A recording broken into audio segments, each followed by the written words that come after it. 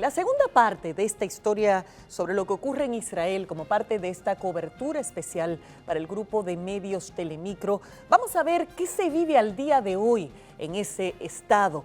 Estos acontecimientos que vimos en la primera parte de la historia ocurrieron ya hace un año. Sin embargo, Israel parece estar atrapado todavía en ese momento. No se ha logrado rescatar a 101 secuestrados. Las protestas han estado sacudiendo distintos lugares de ese país, sobre todo Tel Aviv, y a esto se suma el inicio de la guerra con el Líbano y los ataques desde Irán en estas últimas semanas. Lo vemos en la segunda parte de esta historia desde Israel.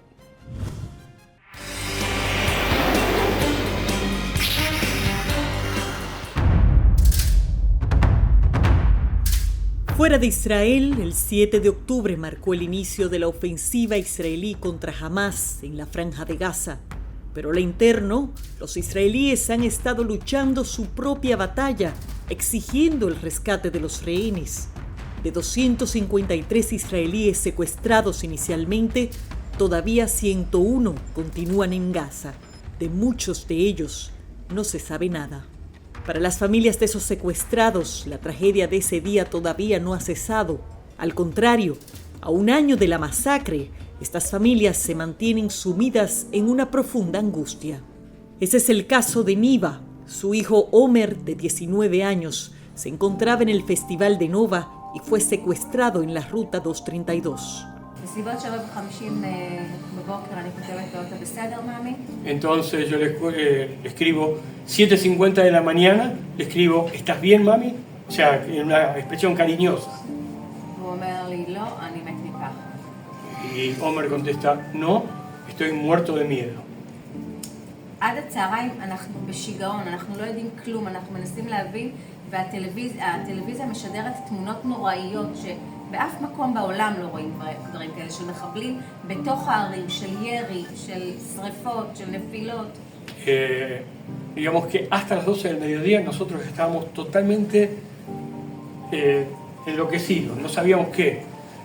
Aparte, en ningún lugar del mundo transmiten por televisión que terroristas se meten en el medio de una ciudad.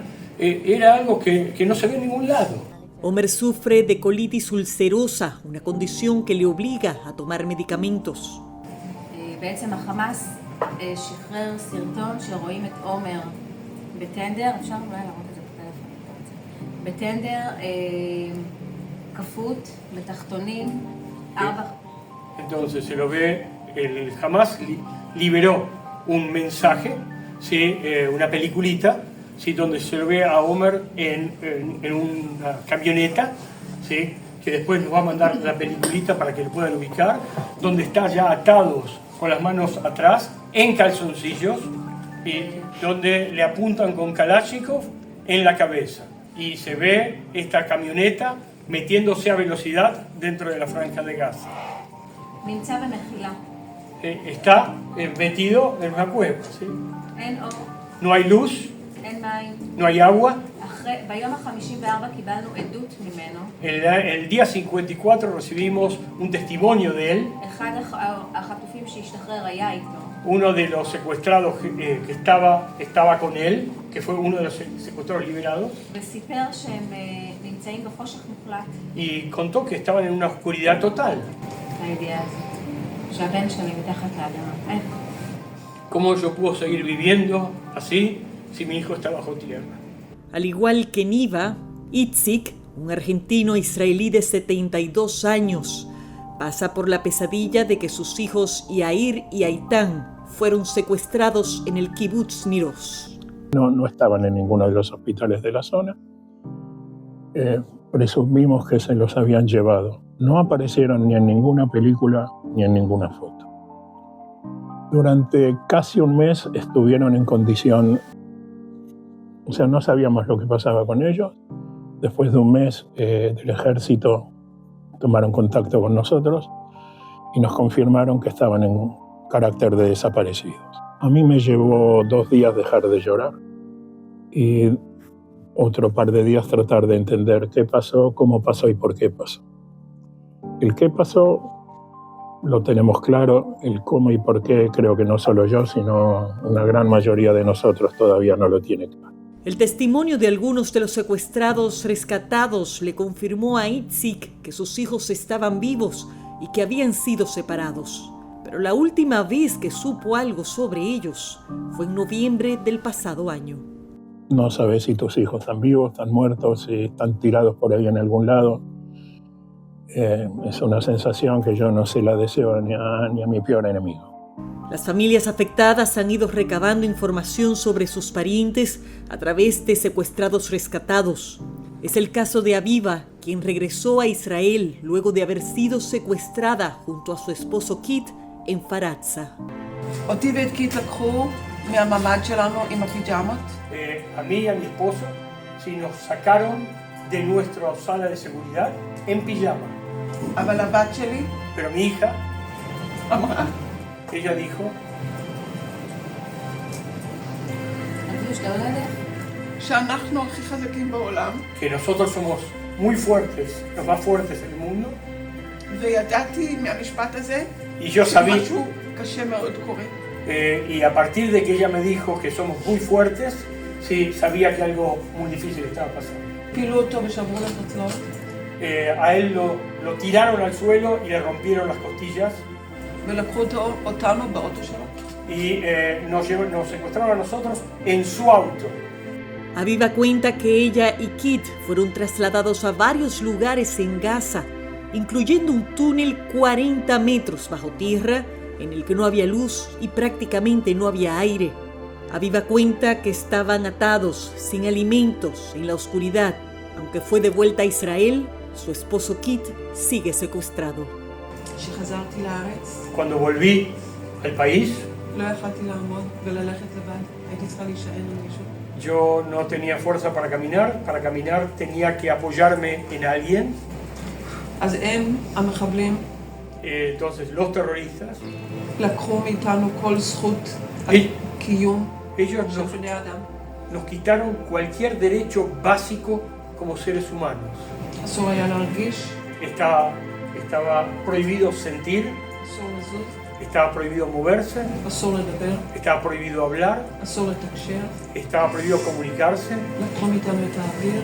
Nos tomaron el aire, ni el aire nos הרבה פעמים רציתי שהמחבלים יהרגו אותי, Muchas veces quise que los terroristas me maten, כי היה לי קשה מדי, porque ya era muy difícil para mí todo. ואני מקווה רק שקיט מחזיק מעמד. Yo solamente espero que Kit, mi esposo, sí, se la aguante. A pocos días de la masacre de octubre, las familias de los secuestrados empezaron a organizarse. Al día de hoy encabezan una movilización social representada por el color amarillo que exige al gobierno un acuerdo que permita la liberación inmediata de los rehenes. Mientras tanto, aquí en la Plaza de los Secuestrados hay también protestas que se mantienen cada sábado en la noche.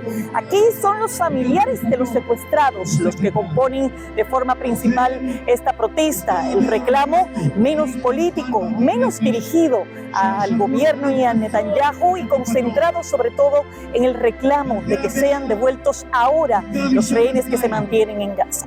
A principios de septiembre, el país fue sacudido por la noticia de la muerte de 6 secuestrados. Sus cuerpos fueron encontrados en un túnel en Rafah, al sur de Gaza. La muerte de estos 6 secuestrados ha sido una ola expansiva en las protestas contra el gobierno de Israel y su primer ministro, Benjamín Netanyahu. Las familias de los secuestrados cuestionan duramente el hecho de que no se haya llegado a un acuerdo. Ahora saben, hay gente que se oponen a este futuro acuerdo y yo los entiendo porque pueden no estar de acuerdo, porque dicen que no están dispuestos a pagar un precio exorbitante por liberar a los rehenes.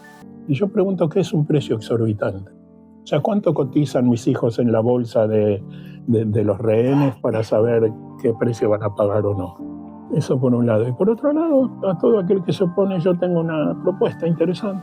Me imagino que todos ellos tienen hijos, hijas, madre, padre, tío, tía, abuela, abuelo. Junten los 101 que todavía quedan, mándenlos a Gaza, saquen a nuestras familias y sigan oponiéndose. Los quiero ver oponerse sobre las espaldas de sus hijos, pero no se oponen sobre las espaldas de los nuestros. Mientras tanto, en el centro de Tel Aviv continúan las protestas que se han estado realizando cada sábado en la noche y que han aumentado significativamente en las últimas semanas, luego de que resultaran muertos 6 de los rehenes que se encontraban en Gaza. Todavía 101 secuestrados siguen en este territorio y la consigna que aquí más se escucha es el rescate de los rehenes ahora. Y mientras las protestas continúan, las posibilidades de un acuerdo parecen alejarse.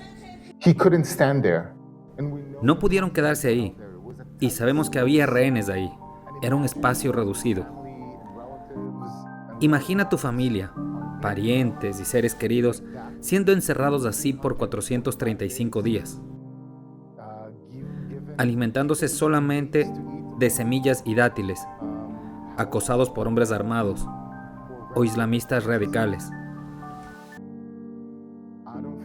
No pienso que ninguno de nosotros pueda juzgar a esas familias y lo que tengan que decir.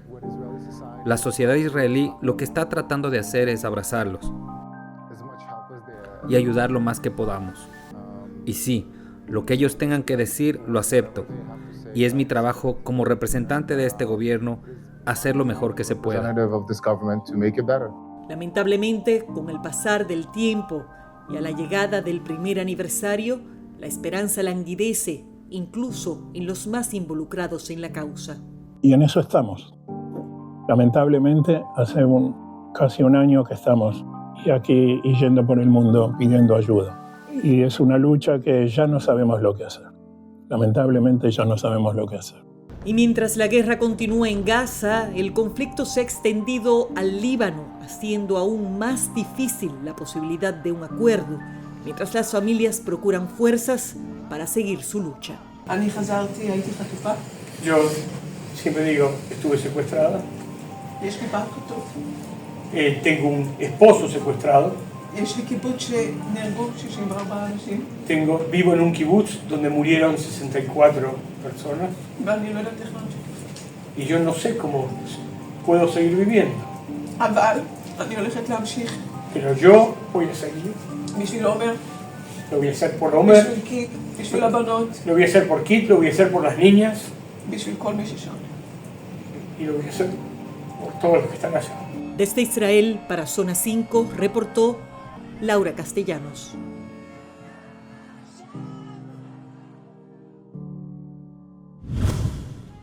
Así están las cosas en Israel y de hecho estas últimas 2 semanas han llevado a una situación de muchísimo más gravedad. Los ataques desde Israel hacia el Líbano, los ataques recibidos por Israel, no solamente desde la zona del Líbano, sino posteriormente también desde Irán, hace que este conflicto esté llegando a una situación sencillamente insostenible. Ojalá aparezcan soluciones diplomáticas. Los muertos ya son demasiado desde cualquiera de los ángulos que lo veamos. La situación en Gaza es insostenible, la seguridad en Israel también es insostenible y ojalá que esto no siga escalando a un conflicto de dimensiones mayores con el involucramiento de Irán que puede tener otras consecuencias desde el punto de vista geopolítico.